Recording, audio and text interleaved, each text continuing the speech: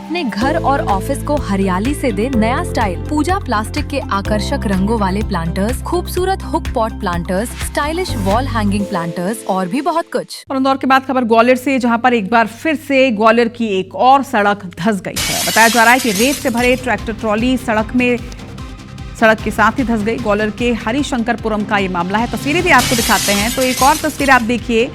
ग्वालियर की सड़कें अब पूरे भारत में चर्चा का विषय बनी हुई है, क्योंकि हर कुछ दिन के बाद यहाँ कुछ सड़क धंस जाती है। ऐसे में सबसे बड़ा सवाल ये उठता है कि आखिर वो कौन सा ठेकेदार है जो इतनी उच्च गुणवत्ता की सड़क बना रहा है, सड़क निर्माण कर रहा है कि आए दिन ग्वालियर की सड़कें धंस जा रही हैं। एक बार फिर से ग्वालियर के हरिशंकरपुरम का ये मामला सामने आया है। IBC 24 संवाददाता नासिर गौरी इस वक्त हमारे साथ जुड़ रहे हैं। नासिर, ग्वालियर अब पूरे देश में सड़कों को लेकर चर्चा का विषय बना हुआ है और एक और तस्वीर अब चर्चा के लिए। बिल्कुल जाहिर सी बात है। लोग लगातार ग्वालियर शहर में चाहे निर्माणाधीन सड़क हो या फिर बनी हुई सड़क हो या पुरानी सड़कें हो, लगातार उनके जो धंसने का जो सिलसिला है वो जारी है। और इसी क्रम में अभी कुछ देर पहले ये ट्रैक्टर ट्रॉली देख सकते हैं, ये हरिशंकरपुरम जो कि पॉश कॉलोनी कहलाती है, वहां पर ये धंस गई है।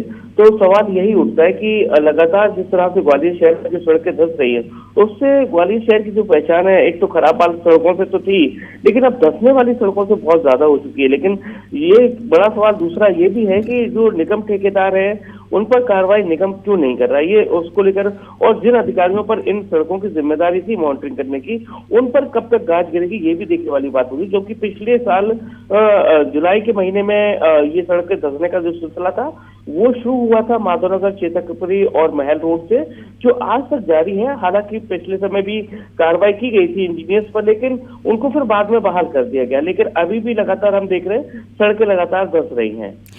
नासिर, लेकिन यहाँ पर सवाल ये भी उठता है कि क्या पूरे ग्वालियर की सड़कें कोई एक ठेकेदार ही बना रहा है या फिर पूरा का पूरा सिस्टम और सारे ठेकेदार इस निम्न गुणवत्ता की सड़कों के पीछे हैं?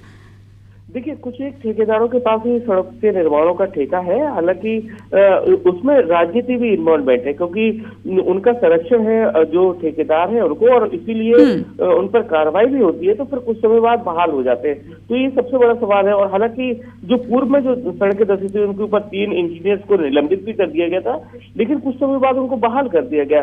तो ऐसे में जवाबदेही आखिर तय कब होगी, किस पर गाज गिरेगी, ये सबसे बड़ा सवाल है। हालांकि इस मामले को लेकर हाईकोर्ट ने भी संज्ञान लिया है।